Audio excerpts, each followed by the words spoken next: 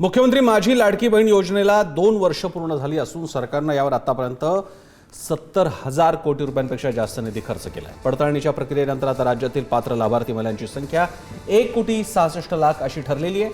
निकषांचं उल्लंघन केल्यामुळे टप्प्याटप्प्यानं तब्बल 81 लाख महिला अपात्र ठरल्या। आर्थिकदृष्ट्या दुर्बल महिलांना दरमहा 1,500 रुपये देणाऱ्या या योजनेचा विधानसभा निवडणुकीत महायुती सरकारला सत्तेवर पुन्हा विराजमान होण्यासाठी फायदा झाला होता।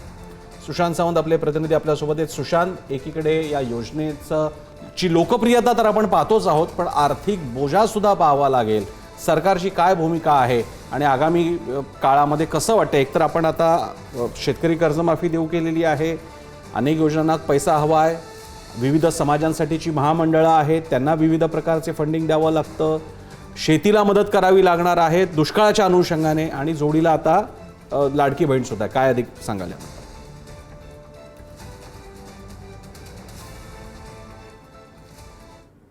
जाहीर झाले त्याचे पैसे महिलांना त्यांच्या खात्यात मिळत होते।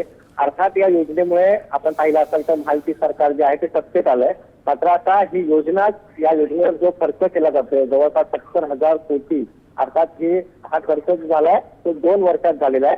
आणखी काही वर्ष बाकी आहेत, त्यामुळे एक सरकारवर बोजा देखील आर्थिक वाढताना आपल्याला बघायला मिळतोय।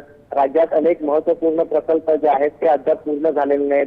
आपण पाहिलं असेल तर सार्वजनिक बांधकामाकडून अनेक कंत्राटदारांचे पैसे जे आहेत ते थकीत आहेत, त्यामुळे आंदोलनं राज्यभर होत आहेत। अशात कर्जमाफी असेल, त्यासोबत आता आपण बघितलं असेल तर पावसाचं प्रमाण जे आहे ते कमी आहे, त्यामुळे शेतकरी संकटात आहे। या सगळ्या पार्श्वभूमीवर आता सरकारची महत्वपूर्ण जबाबदारी जी आहे ती आता निधी कसा उभा करायचा, लाडकी बहीण योजना जी आहे ती सुरू करायची, कारण सरकारने तसं आश्वासन देखील दिलं होतं। आता या सगळ्यासाठी पैसा कसा उभा राहील हे बघणं महत्त्वाचं ठरणार आहे। धन्यवाद सुशांत, आपण याबद्दलचे अपडेट्स घेत राहू।